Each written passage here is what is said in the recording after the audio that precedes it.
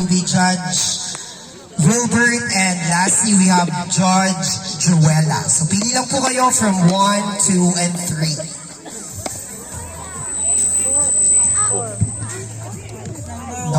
Number 1, we have Judge number 1, Ma'am Maurice. Good evening po, Barangay Tumaling sa Bacdos. Good evening po, candidate number 1. So, simple lang po ang katanungan ko. Sa usaping teenage pregnancy o maagang pagbubuntis, ano ang maipapayo mo sa isang batang ina? Uulitin ko po. Sa usaping teenage pregnancy o maagang pagbubuntis, ano ang maipapayo mo sa isang batang ina? Magandang gabi po sa ating lahat. Para sa akin ho, ang isasagot ko doon ay kinakailangan sa batang edad na nagka-pregnant ay sa tutulungan ng isang magulang. Huwag ikakahiya, kinakailangan ikarangal mo ng anak mo ay nagbuntis kahit ganun pa lang. Thank you. Alright, very well said. Gandang Nanay number 1. Once again, we have Gandang Nanay, Christy Anchores. Next, we have our Gandang Nanay number 2, Gandang Nanay Annalisa Sanchez. Ayan, so mic test po muna tayo, Gandang Nanay. And medyo mata ang microphone. Hello. Ayan. So pili po kayo from Judge number 2 and number 3. Number 2. Number 2 will be Judge Wilbert Lagos. Magandang gabi po, Barangay Tumaling.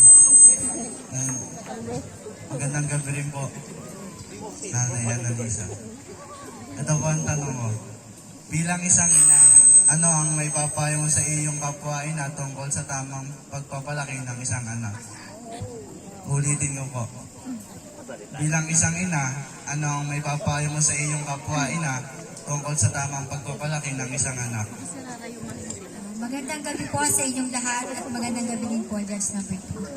Ang masasabi ko po sa aking kapwa ina, papangaralan po niya ng maganda yung kanyang mga anak. Kailangan po na kausapin niya ang kanyang mga anak para po alam nila po kung ano ang mga tama at mali at maturuan po ng maayos ang mga anak. Yun lamang po at maraming salamat. Alright, thank you so much. Gandang Nanay number 2, Gandang Nanay Annalisa. Next, we have our Gandang Nanay number 3, Gandang Nanay Lani Marquez. Ayan, so mic test muna tayo, Nanay Lani. Hi. Sa pangat. Ayan. Hello. Hi. Hi. Hello. Ayan. So, okay na ang ating microphone. So, ang inyo pong judge will be Judge number 3. Yes po. Magandang gabi po. Magandang gabi po, Barangay Tumaling at Mami Lani Marquez. Ang tanong ko po sa inyo ay, bilang isang ina, responsibilidad ba ng isang anak na bumawi sa inyo bilang magulang? Uulitin ko po. Bilang isang ina, responsibilidad ba ng isang anak na bumawi sa inyo bilang magulang? Magandang gabi po sa ating lahat. Para po sa akin, hindi po responsibilidad ng isang anak na kami ay, pag nakatapos sila, hindi nila responsibilidad kami. Nasa kanila na lang po yun, kung kami tutulungan nila. Salamat. Alright, thank you so much. Gandang Nanay number 3. Ayan. So, pwede na daw ate. Nag-graduate na. Alright, next we have our Gandang Nanay number 4. Gandang Nanay Jovelyn. Ayan. So, siguro tanggalin na lang po natin ang mic stand. Pasis na lang po sa ACC officers para kuhanin ang mic after po na sumagot. Pa-mic test po tayo, Gandang Nanay Jovelyn po. Hi, good evening din po. Char. Ayan, so dahil napili na po ng 1 to 3 yung 1 to 3 na judge, balik po ulit tayo. So tatlo po ulit ang inyong pamimilian. Judge number 1, 2, and 3. Number 1 po. Number 1, si Judge Maurice. Good evening po, Ma'am Jovelyn. Ang tanong ko po is, sa panahon ngayon, naniniwala ka pa rin ba mothers knows best? Good evening, ladies and gentlemen. Salamat po sa napakagandang tanong, Judge number 1. Para po sa akin, hindi po lahat ng bagay applicable ang mother's knows best because may mga pagkakataon po na bilang isang ina, nagkakamali din po ako. May mga pagkakataon po na bilang isang magulang, hindi po natin nababantayan ng ayos ang ating mga anak at kung minsan po nagkakamali din po tayo. Kaya kung minsan po kailangan din po nating tanggapin ang mga opinion po ng mga kabataan, lalo higit po sa panahon ngayon. Yun lamang po. Nakakahinga ka na. Gandang nanay number 4, Jovelyn Arizoval. So moving forward, we have our gandang nanay number 5. Gandang nanay Imelda. Hello po. Alright, so pwede po kayong pumili from Judge number 2 and number 3.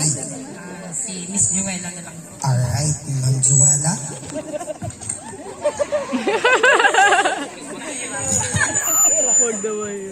Magandang gabi po.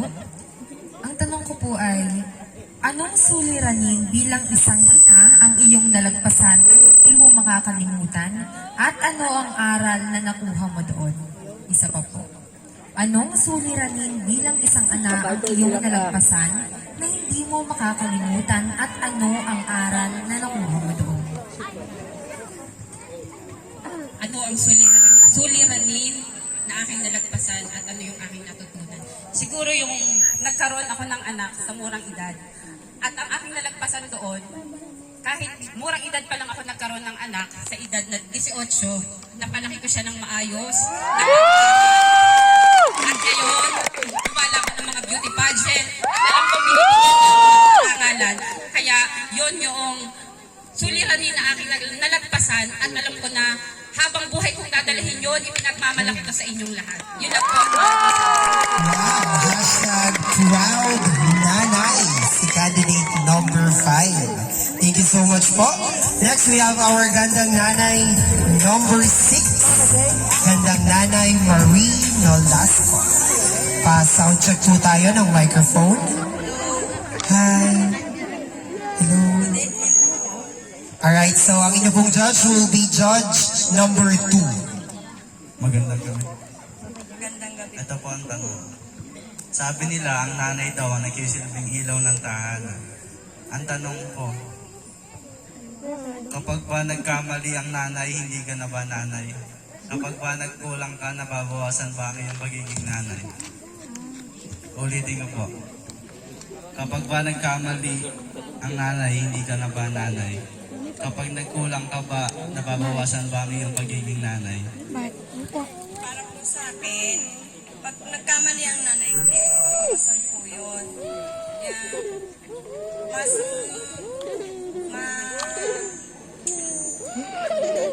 mas nakaka...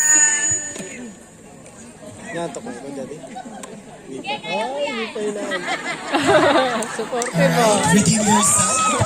Gandang nanay Marie. Mas naintindihan ko po kung ano yung nagiging pagkakamali ko sa mga anak ko at doon ko malalaman kung paano ko may tatama ang pagiging isang ina po. Wow. Very well said. Gandang nanay number 6. And lastly, our gandang nanay number 7. Gandang nanay May Pangaliban. Magandang gabi po. Alright, so dahil po napili na po yung 1, 2, 3 and kayo po yung last, yan, pili po ulit kayo from 1, 2, and 3. Number 3 po. Alright, number 3, Ma'am Juela.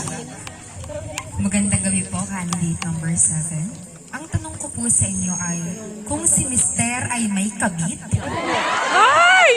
iiwan ba siya o titiisin para sa inyong mga supling? Uulitin ko po.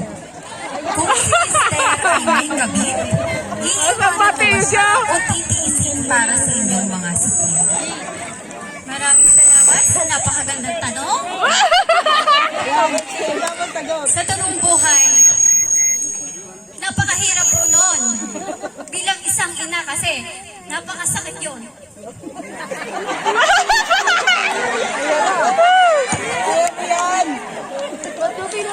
para sa akin, alam ko na kung ano binigay ni Lord sa'yo, kaya mo. Kaya para sa pamilya mo, kailangan mo maging matatag. Malakas at higit sa lahat. Panalangin ang bubuhay sa ating pag-ibig. Salamat. Alright, thank you so much. Ganda nga ng number 7 na medyo may diin sa kanyang kasagutan. Alright, so hintayin lang po nating matabulate ang ating mga scores ng ating mga judges. So ngayon naman po, we will be going to proceed